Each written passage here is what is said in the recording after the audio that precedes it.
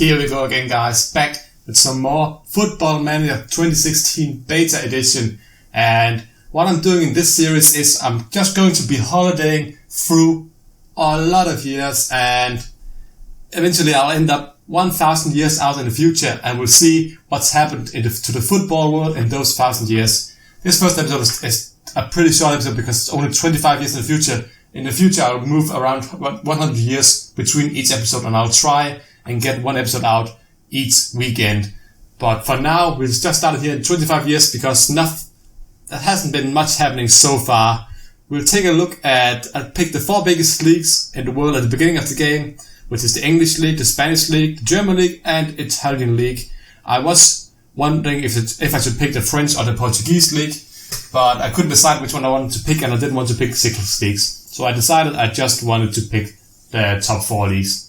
Let's take a look at what's been happening in the English Premier League in the first 25 years. You can see last year, Manchester City ended up winning. So actually, it's pretty much the same teams. That's the top 5 right now. Manchester United, Arsenal, Manchester City, and Chelsea are in the top of the past winners list. And if you look at it right here, well, you see the only other team in the list here is actually Liverpool, who's won in 2029.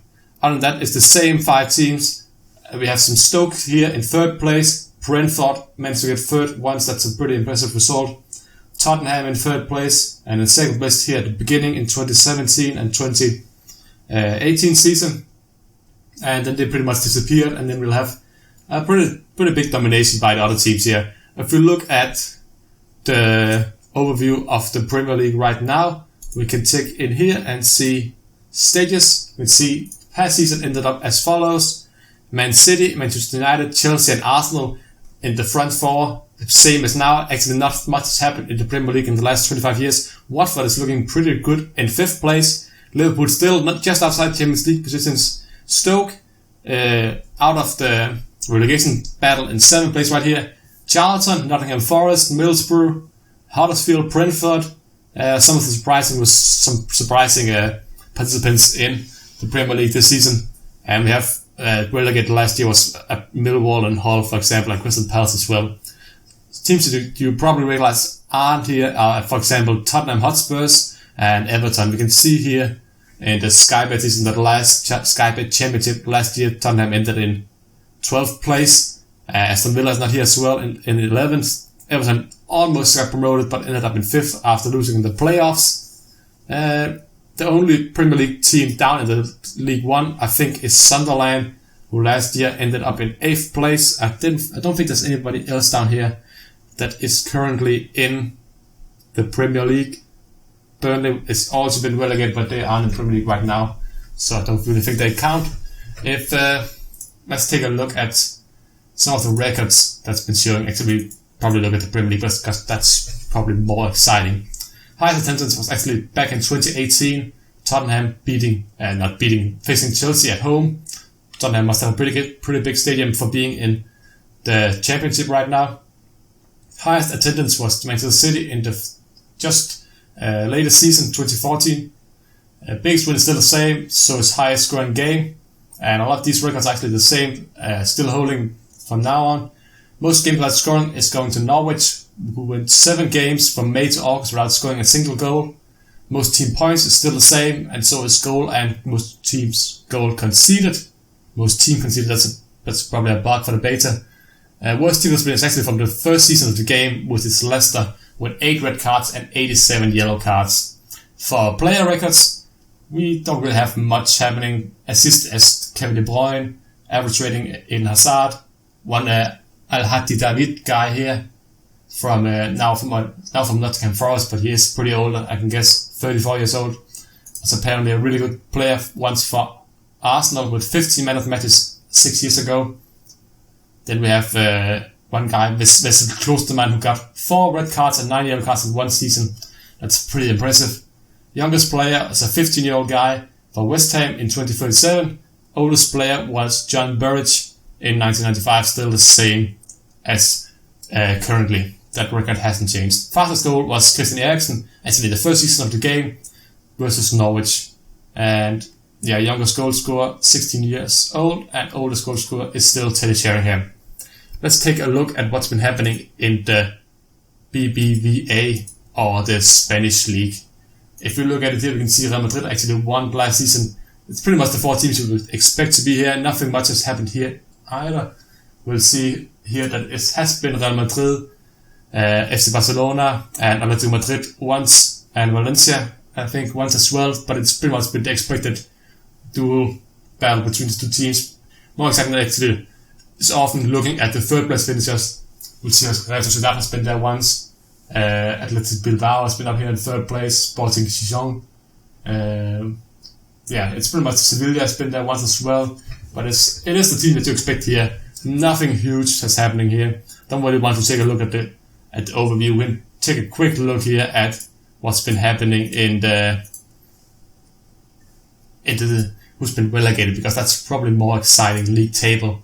We'll see if there's anybody surprising. Malaga, Sevilla's actually been relegated. I didn't even notice that. Sevilla is here, Getafe is here, Deportivo, Zaragoza, not really. Of course, we still have the 4 big names, but Sevilla, of course, has won a lot of Europa League titles in the past 10 years. Here in the 2nd division, they got promoted again, so they will be back in the top of the league again. But 5th place, they only just managed to get through after playoffs, so that's a bit of a surprise. Let's take a look at what's been happening in the Bundesliga, a league where I expect Bayern to have been absolutely dominating for the last 25 years. Let's check it out. Yeah, we can see 18 points more than Wolfsburg. Cologne actually managed to get 3rd place. Hoffenheim, well, actually noticed, was managed by, let's see here, staff. Yeah, the manager is Niklas Bender. That just says it all about this game. Niklas Bender has been managing Hoffenheim and managed to get into a 4th place finish. Absolutely genius, that player. Then we'll take a look at, let's see. Okay, we'll take a look at the past winners. That's probably a good idea. We'll see. Last 4 years have been pretty much the same. Red Bull Leipzig has actually been up there for a long time in 3rd place, been promoted. Otherwise, it's Bayern, Wolfsburg, Dortmund. Schalke actually managed to win 1 season finally. Leverkusen also managed to win 1 season. But it's been pretty Bayern dominance. Wolfsburg, Dortmund is the only team who's won more than 1 title. And I don't think Bayern has finished any list in 3rd place. I don't really want to check, but I wouldn't imagine so, at least. Let's take a look at the final league, which is the Serie A, and then we'll take a look at the World Championships and the Euro Championships, because that's probably most exciting for this game. And you'll see some pretty surprising results once we hit the Champions League as well. In the Serie A, we'll take a look here at the status screen. I'll see the last season was won by AC Milan, just in front of Roma, Inter, and Bari actually up in 4th place. Juventus in 5th, Fiorentina in 6th. Napoli and Lazio down in the bottom of the standings. That's pretty surprising. And we have some Avellino. I don't recognize that team at all. I don't think they have been in the Serie A recently, so that's a pretty surprising result. Take a look at the histories and the past winners of the league.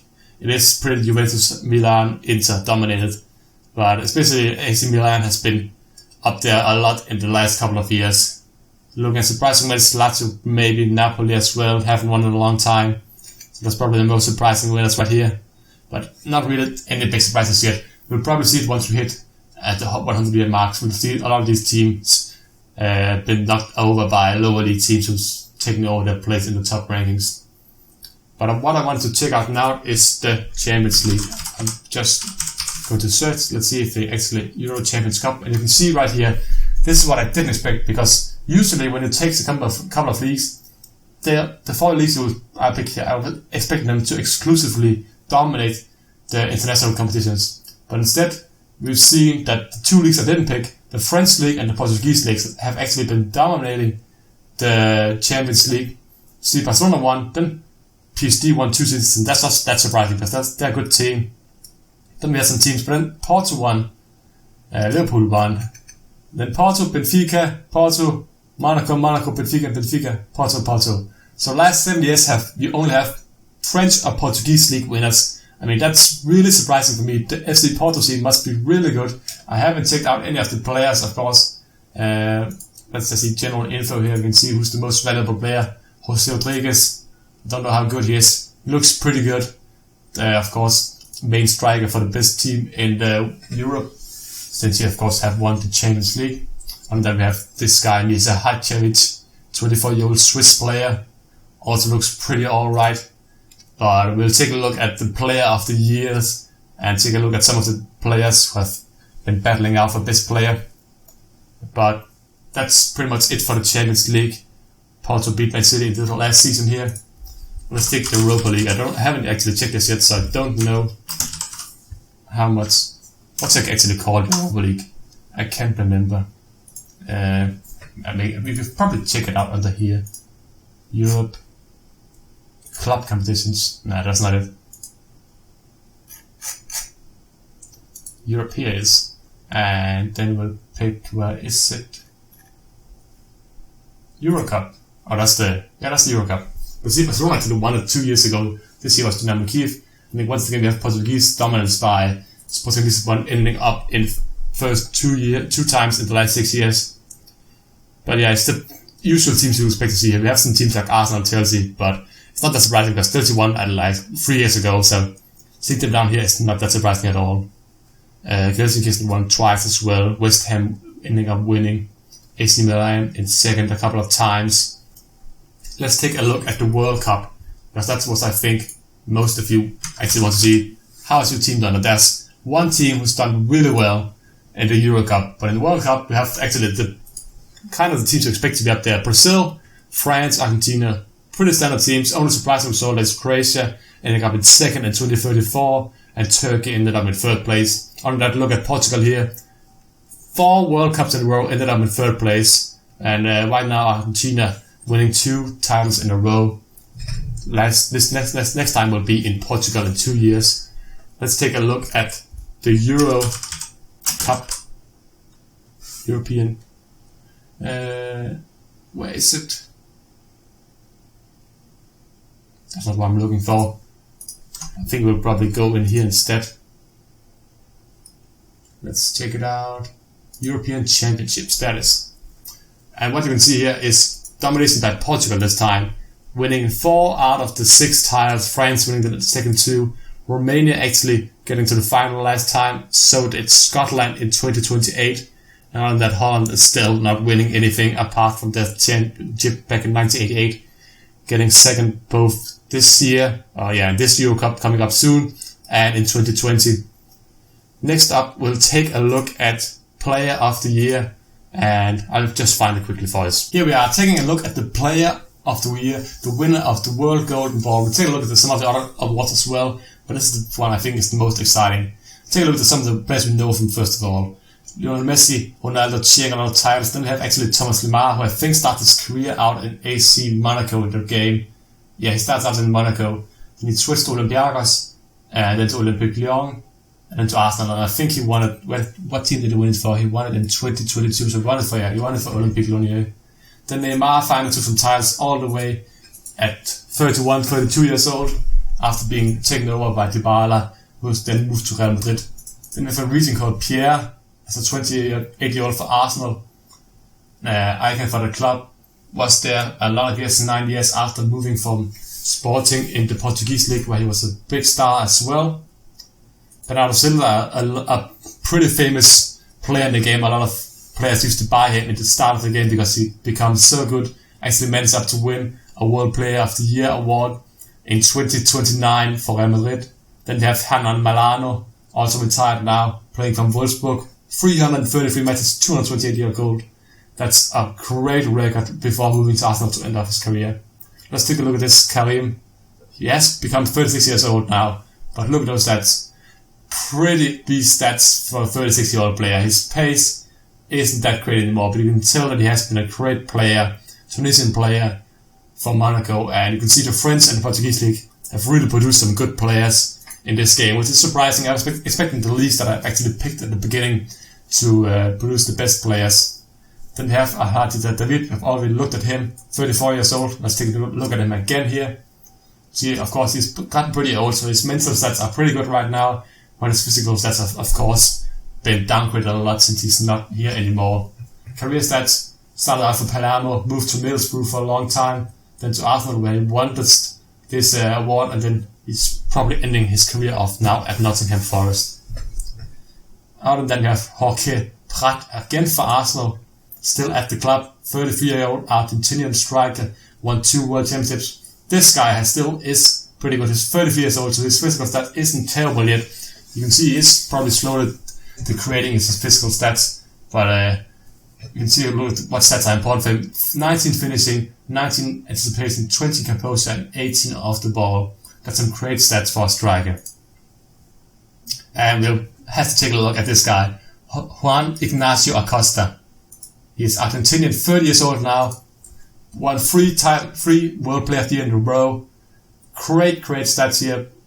Plays probably as a cam for Paris Saint-Germain, who's of course dominating in the French league and have won a couple of Champions League titles as well. A lot of 20s here and almost no stats under 10, only long throws, which of course is the most important stats for attacking midfielder and bravery under 10. But really good stats for a player of his caliber. Superb happiness, really happy with the team.